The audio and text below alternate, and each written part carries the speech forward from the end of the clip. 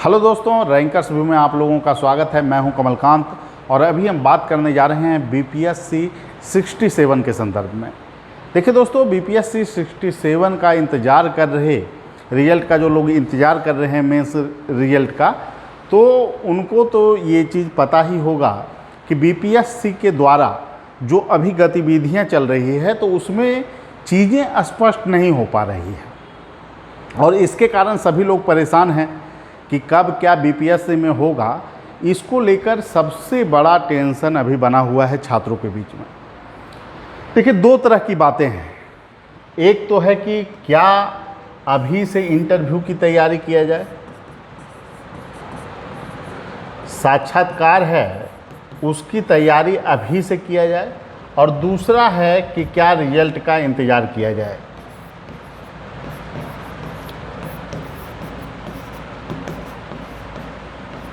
देखिए, यहाँ पर समस्या ये है कि अभी तो आप सभी लोगों को, जितने भी लोग हैं, उनको एक चीज़ कहा गया है आयोग के तरफ से कि सर्टिफिकेट आपको तैयार रखना है, सभी चीज़ों को आपको तैयार रखना है। तो तैयारी भी आप लोग को इंटरव्यू के लिए तैयार रखना होगा। अगर आप अच्छे ढंग से तैयारी करेंगे तभी आपको इंटरव्यू में अच्छे अंक मिलेंगे। तो इसलिए वेट मत कीजिए कि रिजल्ट कब आएगा, क्या आएगा।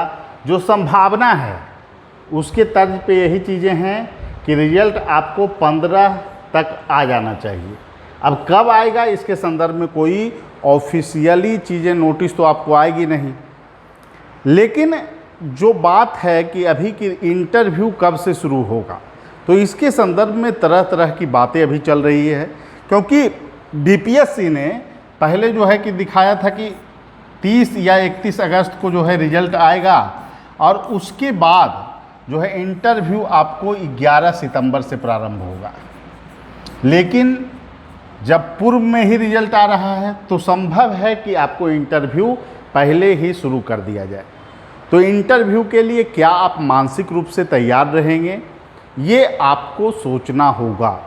और अभी से अगर विभिन्न चीज़ों पर आपको काम कर लेते हैं आप लोग, तो इसका फ़ायदा आपको काफ़ी मिलेगा। देखिए, सबसे बड़ी बात है ना कि तैयारी की रणनीति आपकी अच्छी होगी तभी आपका कॉन्फिडेंस लेवल बेहतर होगा। जो इंटरव्यू है, साक्षात्कार जो है, उसकी तैयारी की रूपरेखा क्या हो, इसके लिए आपको विभिन्न चीज़ों पे काम करना होगा दोस्तों। इसमें देखिए, सबसे बड़ी जो चुनौती होने वाली है आप लोगों के साथ, वो है आपको समसामयिक मुद्दे को लेकर।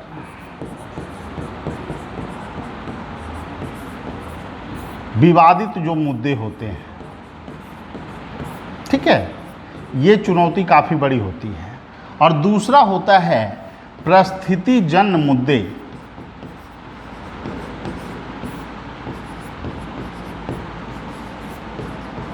सबसे ज़्यादा, क्योंकि इसका कोई आपको फिक्स पैटर्न नहीं है कि कैसा क्वेश्चन पूछेंगे। इसमें पिछले 4 महीने के जो चर्चित मुद्दे हैं, लगभग वही इंटरव्यू के पार्ट बनते हैं जो विवादित इशू हैं। दूसरा है सिचुएशन बेस्ड क्वेश्चन। आप अगर एसडीएम हैं, अगर मान लेते हैं कि किसी अपराधी को आपको पकड़ने जाना है, तो उस समय आप क्या क्या मापदंड को ध्यान में रखेंगे, क्या क्या आप जो है चीज़ों को पहले आप करके जाएंगे, ये सारी चीज़ें आपसे पूछी जा सकती है। कोई चुनाव हो रहा है, उस दौरान अगर हिंसा हो जाती है तो ऐसी स्थिति में आप क्या करेंगे। तो बहुत सारे ऐसे प्रोटोकॉल होते हैं प्रशासनिक, जिसका मापदंड को आपको फॉलो करना होता है। तो इसके लिए सारी क्लास आपको उपलब्ध करा दी गई है और कराई जाएगी भविष्य में। और समसामयिक जो विवादित मुद्दे हैं, इस पर लगभग जो है कि आपको हर एक सप्ताह, जैसे 18 सप्ताह का हम लोग क्लास दिए हैं, ठीक है, 18 वीक की क्लास है और प्रत्येक क्लास में आपको 10 मुद्दे कवर लगभग किए गए हैं। तो लगभग 180 मुद्दे पर कैसे, किस सिचुएशन में क्वेश्चन बन सकते हैं और कैसे आपको उत्तर देना है, ये सारे चीज़ यहाँ से आप प्राप्त कर सकते हैं। अच्छे ढंग से उस पर पकड़ बना सकते हैं। क्योंकि इंटरव्यू के लिए जो चीज़ें हैं, आपको न्यूज़पेपर में मुद्दे मिल जाएंगे, लेकिन वो जवाब अगर आप दीजिएगा तो वो प्रशासनिक मापदंड पे खड़ा नहीं उतरेगा। ठीक है, जो पेपर का न्यूज़ है, क्योंकि पेपर में ईडी और सीबीआई की कार्रवाई, अब इस संदर्भ में आप कैसे बेहतर उत्तर दें कि क्या ईडी और सीबीआई जो है सरकार के इशारे पे काम करती है, विपक्षी पार्टियों का जो आरोप है वो सही है। तो ऐसे में आपको क्या बोलना होगा कि ईडी और सीबीआई स्वतंत्र निकाय हैं, और सर मुझे ऐसा नहीं लगता है। तो कैसे किस उत्तर को रणनीतिक ढंग से दिया जाए, इसके लिए पूरी क्लास आपको उपलब्ध है, उसको पहले देख के चीज़ों को तैयार कर लीजिए। अभी जो समय है, जब तक रिजल्ट नहीं आया है तब तक इस रणनीति पे आपको काम करना चाहिए। ये टोटल जो क्लास है इसको आप कंप्लीट करके रखिए, ठीक है। और जब रिजल्ट आ जाता है, आफ्टर रिजल्ट आपको क्या करना है, तो इसमें देखिए जो चीज़ें हैं, एक होता है व्यक्तिगत मुद्दे। इसमें आपको आपके ज़िले से, जो ज़िला है उससे भी आपको प्रश्न पूछे जाते हैं। आपके शैक्षणिक गतिविधि, 10th कहाँ से किए, 12 कहाँ से किए, ग्रेजुएशन कहाँ से किए, किस यूनिवर्सिटी से किए, उसके बारे में कुछ जानकारियाँ। जैसे मान लेते हैं कि आप तिलका मांझी यूनिवर्सिटी से किए हैं, तो तिलका मांझी कौन थे, कब इस यूनिवर्सिटी की स्थापना हुई, ठीक है। तो बहुत सारे चीज़ें हैं जिसको आपको अच्छे ढंग से देखना है शैक्षणिक योग्यता में। फिर आपको जो है कि डिस्ट्रिक्ट में आर्थिक क्या क्या रिसोर्स है आपके डिस्ट्रिक्ट में। फिर उसके बाद आपको ऐतिहासिक भी पूछा जा सकता है। फिर उसके बाद आपके ज़िले में जो है कि आपको प्रोडक्शन किस चीज़ का होता है, पर्यटन का क्या स्कोप है आपके ज़िले में, इसके संदर्भ में। तो हर एक ज़िले, जिनका जो ज़िला है उसको पहले तैयार आपको कर लेना है अच्छे ढंग से। शैक्षणिक में 10th कहाँ से किए, 12 कहाँ से किए, स्नातक आपने कहाँ से किया, इसके संदर्भ में आपको जानकारियाँ देख लेनी है। कोई प्रसिद्ध यूनिवर्सिटी है तो उसके बारे में देख लेना है। तो चीज़ों पे आपको काम करना पड़ेगा। आप सोचिएगा कि ये एरिया भी हम कवर कर लें रिजल्ट के बाद, और इधर भी पूरा एरिया कवर कर लें, तो ऐसा व्यवहारिक रूप से आपको समस्या होने वाली है, ठीक है। तो जिन लोगों को जुड़ना है अभी से जुड़ के काम कीजिए। हमारे फ़ोन नंबर 7004291557 पे या फिर 8709537366 पे आप कॉल कर सकते हैं और जुड़ सकते हैं हमारे संस्थान रैंकर्स व्यू के साथ। और चीज़ों पे आपको काम करना है दोस्तों। मैं पहले से भी बोलता आया हूँ कि चाहे वो 64वीं के टॉपर हों, 65वीं के टॉपर हों, 66 के टॉपर हों, इंटरव्यू टॉपर, वो सभी हमारे संस्थान से रहे हैं। और उन्होंने जो गाइडलाइन रहा है जो हम लोगों का, उसको उन्होंने फॉलो किया, और उसके कारण क्या है, कॉन्फिडेंस लेवल बिल्डअप होता है। फिर आपको जो चीज़ें पूछी जाती है उसका आप सहज ढंग से कॉन्फिडेंस के लेवल पे आप बेहतर करके उसका उत्तर दे पाते हैं। और जो आपकी संवाद की शैली है, अगर वो प्रशासनिक रहेगी, एडमिनिस्ट्रेटिव प्रोटोकॉल का आप अगर पालन कीजिएगा, तो निश्चित रूप से आपको बेहतर अंक मिलेंगे। इसमें कोई किंतु परंतु का बात नहीं। इसीलिए इंटरव्यू सबसे निर्णायक कड़ी है। यहाँ से डिसाइड होना है कि आप सफलतम लिस्ट में रहेंगे या असफलता के लिस्ट में जाएंगे। तो इसलिए इंटरव्यू को बिल्कुल इग्नोर न करें। चलिए पुनः हम आते हैं टॉपिक पे। व्यक्तिगत चीज़ों को देख लेना है, जिला को देख लेना है, फिर राज्य से संबंधित भी महत्वपूर्ण प्रश्न, जैसे उत्तर बिहार की समस्या, ये सभी क्लास में मिला है, ठीक है। दक्षिण बिहार की समस्या, कौन कौन से ज़िले हैं जो नेपाल से सटे हुए हैं, कौन से ज़िले हैं जो झारखंड से सटे हुए हैं या फिर यूपी से सटे हुए हैं, ठीक है। बाढ़ की समस्या अभी चर्चा का मुद्दा है, सूखा अभी चर्चा का मुद्दा है, जो है बहुत जगह पे जो है कि सिंचाई कम हुई है, जिसके कारण वर्षा भी कम हुआ, जिसके कारण जो है कि आपको धान की रोपनी कम हुई है। इससे संबंधित जो चुनौतियां हैं उससे प्रश्न आपको बनाए जा सकते हैं। जीआई टैग बहुत सारे क्षेत्र में बहुत चीज़ों को मिला है बिहार में, उसके संदर्भ में आपको प्रश्न पूछे जा सकते हैं। बिहार के औद्योगिक विकास और पिछड़ापन का कारण आपसे पूछा जा सकता है। बिहार सरकार के द्वारा बहुत सारी योजनाएं हैं जो विभिन्न क्षेत्रों में चाहे वो महिला के लिए चलाई जा रही हो, युवा के लिए चलाई जा रही हो। तो इसको तीन तीन, जैसे कोई भी योजना है, जैसे इसमें योजना को जो अब तैयार करेंगे, योजनाओं को, तो इसमें दो देखिए रूपरेखा आपको रखना है। एक तो हो गया भारत के स्तर पे, फिर दूसरा बिहार के स्तर पे कौन कौन सी योजना है। पहले लिस्ट जो बनाएंगे युवा से संबंधित योजना, तो केंद्र सरकार का कौशल विकास योजना, ठीक है। लिस्टिंग बहुत ज़रूरी है चीज़ों को याद करते समय। फिर मुद्रा योजना, है ना। तो इसी तरह से आपको अगर राज्य सरकार के लेवल पे पूछ लिया जाए कि इस यूथ से संबंधित कौन कौन योजनाएं चलाई जा रही है, तो यहाँ पर भी आपको चीज़ें बिल्कुल स्पष्ट रहनी चाहिए। स्टूडेंट के लिए भी, यूथ के लिए भी बोल सकते हैं स्टूडेंट क्रेडिट कार्ड योजना, शिक्षा के लिए व्यवस्था किया जा रहा है, शिक्षा में भी होगा। आपको युवा के लिए भी बोल सकते हैं युवा उद्यमी, मुख्यमंत्री युवा उद्यमी योजना,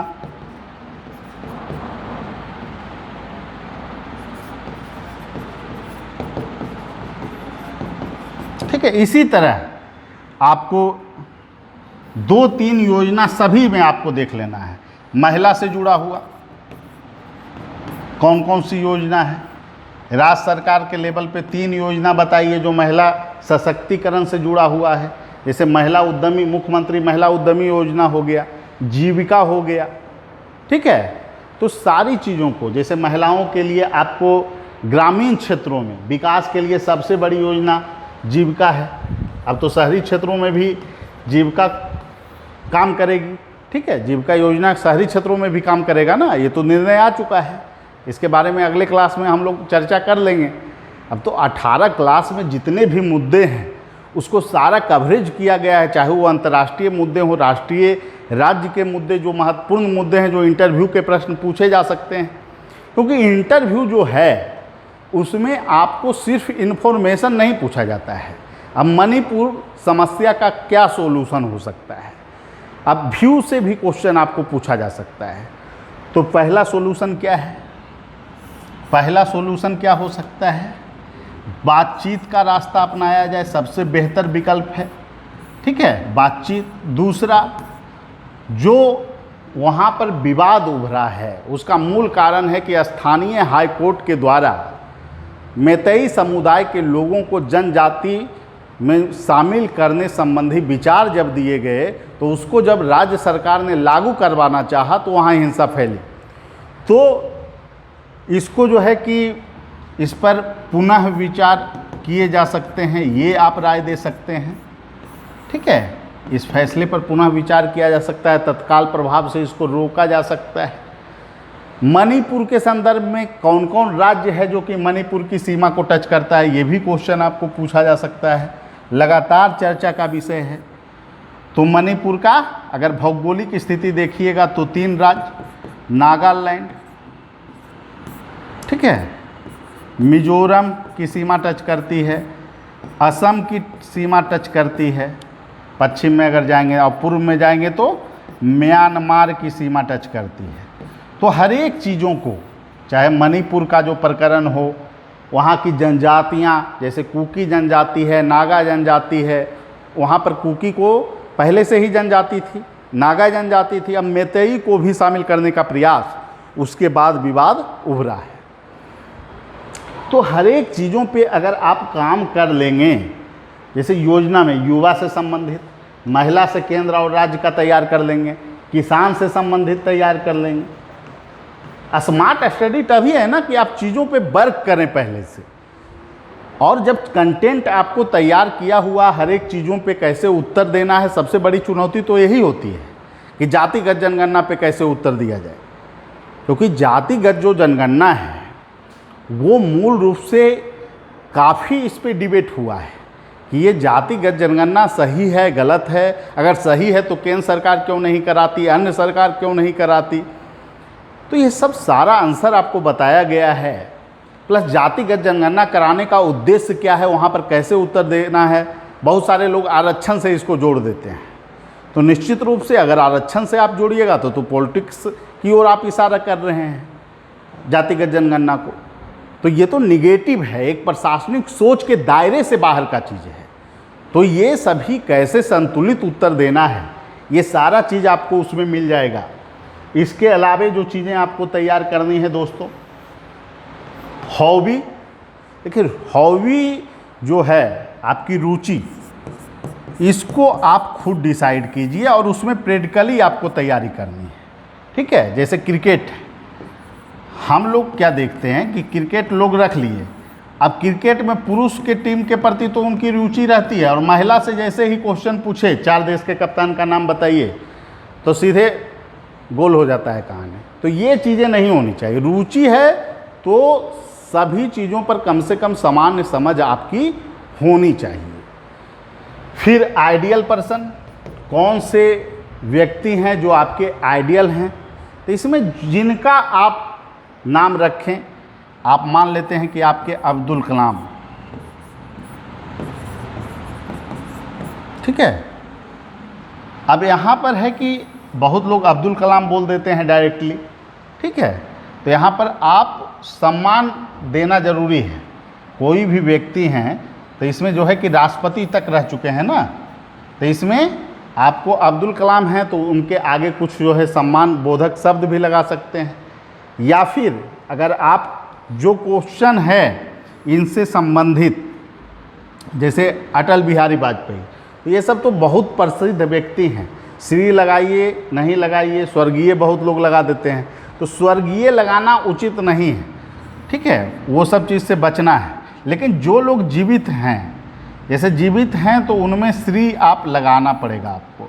कोई मंत्री का नाम ले रहे हैं तो उसमें श्री लगाइए, तो ये लोग हम लोग सिखाते हैं। लेकिन जीवित लोगों को आप आइडियल पर्सन में नहीं रखिएगा, क्योंकि ज़्यादातर विवाद उभर कर आ जाता है सामने। कुछ लोग, बहुत कम लोग हैं जिन पे विवाद नहीं है। अब मोदी जी को आइडियल बनाइएगा तो हो सकता है बहुत सारे लोग उनसे नाखुश भी रहें। तो आइडियल हमेशा जो बनाना चाहिए वो प्रसिद्ध व्यक्ति, जैसे महात्मा गांधी हो गए तो, लेकिन उससे क्वेश्चन की संख्या उनसे काफ़ी ज़्यादा बन जाती है। अब्दुल कलाम आप रख रहे हैं तो इनका राष्ट्रपति का पीरियड क्या रहा, भारत रत्न कब मिला इनको, अग्नि थर्ड से जुड़े हुए थे तो उनसे संबंधित अग्नि श्रृंखला से जोड़ के क्वेश्चन, पोखरण परीक्षण से जोड़कर प्रश्न पूछा जा सकता है। फिर आपको इनके लिखी गई, इनके द्वारा जो पुस्तकें हैं उनसे जोड़कर प्रश्न आपको पूछा जा सकता है। इनका जन्म कहाँ हुआ, मृत्यु कहाँ हुई, आप अब्दुल कलाम को किस रूप में देखना चाहते हैं, एक राष्ट्रपति के रूप में, एक वैज्ञानिक के रूप में, या फिर एक शिक्षक के रूप में। तो बहुत सारे ऐसे आइडियोलॉजिकल क्वेश्चन होते हैं जो आपको आइडियल पर्सन से पूछे जाते हैं।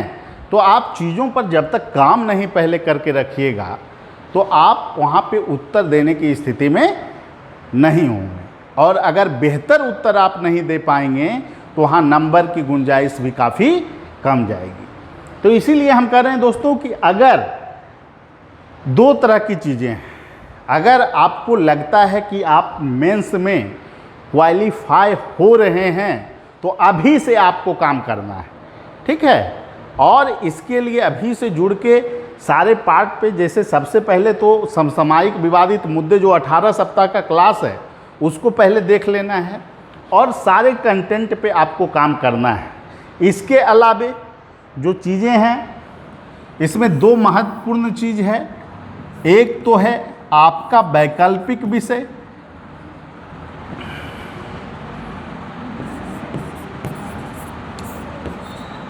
जो भी रहा हो, और दूसरा है आपके स्नातक का विषय, ग्रेजुएशन का जो सब्जेक्ट है। इन दोनों की भी आपको तैयारी अच्छे ढंग से करनी चाहिए, ठीक है। इन दोनों की भी तैयारी आपको अच्छी ढंग से करनी चाहिए। थोड़ा थोड़ा देखते रहिए, और विभिन्न विषय में क्या रूपरेखा है, कैसे प्रश्न पूछे जाते हैं, ये मॉक के दौरान हम लोग पूछ लेंगे। आपको आइडिया भी बताया जाएगा कैसे क्या प्रश्न पूछे जाते हैं। कोशिश हमारा रहेगा कि समय समय पे इस पे आपको स्ट्रेटजी हम साझा करें, लेकिन अभी से जुड़कर आपको काम करना है, तभी आप बेहतर अंक पाएंगे। देखिए दोस्तों, 80 से 85% बच्चों का रिजल्ट जो होता है वो इंटरव्यू से डिसाइड होता है। आपको अगर 120 में बहुत सारे ऐसे बच्चे होते हैं जो 65 से 75 के बीच अंक पाकर फेल हो जाते हैं,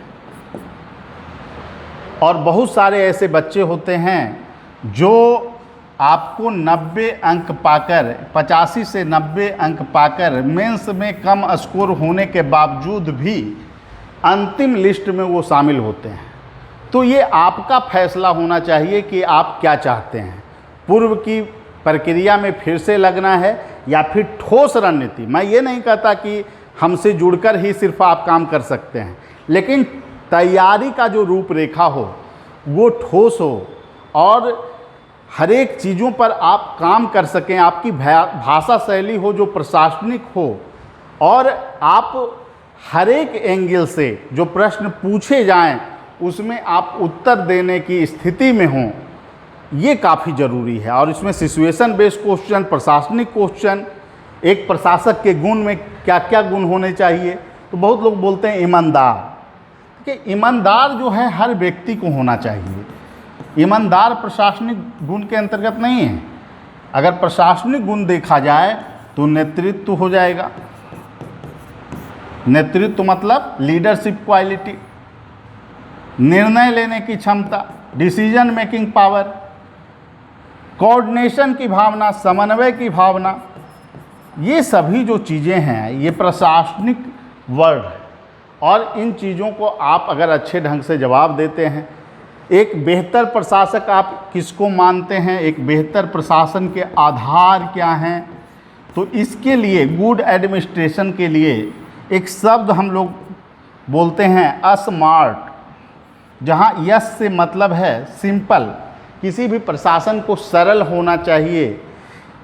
यम से मतलब है मोरल, मतलब प्रशासन को नैतिक होना चाहिए। ए से मतलब है अकाउंटेबल, मतलब प्रशासन को उत्तरदायी होना चाहिए। आर से मतलब है रिस्पॉन्सिबल, मतलब प्रशासन को संवेदनशील होना चाहिए। और टी से ट्रांसपेरेंसी, मतलब प्रशासन को पारदर्शी होना चाहिए। तो हर एक चीज़ों पे हम लोग काम करेंगे। आपको अभी जो काम करना है, रजिस्ट्रेशन कराकर चीज़ों पे 4-5 दिन, जब तक रिजल्ट नहीं आ जाता है, ये स्थितियां तो तय नहीं है कब तक रिजल्ट आएगा, तो अभी से जुड़कर जो अभी गैप है उसमें 18 वीडियो देख के आप तैयार हो लीजिए। उसके बाद प्रशासनिक और सिचुएशन पे अलग से क्लास हम लोग ले लेंगे, तो चीज़ों को आप तैयार कर लेंगे और फिर मॉक ले लिया जाएगा। तो जिनको भी जुड़ना है वो हमारे फ़ोन नंबर 7004291557 या फिर 8709537366 पे कॉल कर सकते हैं और जुड़ सकते हैं रैंकर्स व्यू से। अभी से काम कीजिए, विश्वास रखिए कि अगर आप इंटरव्यू में बेहतर प्रदर्शन करते हैं तो निश्चित रूप से आपकी सफलता की प्रत्याशा काफ़ी अधिक हो जाएगी। हमारे संस्थान से बहुत सारे ऐसे बच्चे हैं जो मेंस में जस्ट क्वालिफाई थे 5 नंबर 10 नंबर ऊपर, लेकिन उन्होंने फाइनली रिजल्ट दिया क्योंकि 85, 80, 82, 87 स्कोर उनका रहा इंटरव्यू में। तो पहले से काम करने का यही एक फ़ायदा होता है कि आपका कॉन्फिडेंस लेवल काफ़ी हाई होता है, आप चीज़ों को अच्छे ढंग से बोलते हैं और अच्छे बोलने वाले का रिजल्ट होता ही है इंटरव्यू में। अगर कोई आधार है अच्छा अंक देने का तो वो वही है कि आप कितने अच्छे ढंग से चीज़ों को रिएक्ट कर रहे हैं, कैसे बोल रहे हैं, आपकी भाषा शैली कैसी है, आपके अप्रोच प्रशासनिक है या नहीं, आप में मैनर कैसा है। इन्हीं सभी का जो है कि एक ढंग से कहें तो ये प्रशासनिक जो है कि मापदंड पर फॉलो किया जाता है कि ये व्यक्ति प्रशासक में जाने योग्य है या नहीं, और इसी का परीक्षण है इंटरव्यू। तो ठीक है दोस्तों, सभी लोग जुड़िए, काम कीजिए। उम्मीद करते हैं कि अंतिम रिजल्ट में आपका नाम होगा और बिहार के भावी प्रशासनिक जो सेवा है उसमें आपको काम करने का मौका होगा। इसी उम्मीद के साथ आप लोगों से फ़िलहाल विदा लेते हैं, फिर अगले वीडियो में मिलेंगे। थैंक यू, सभी लोगों को धन्यवाद।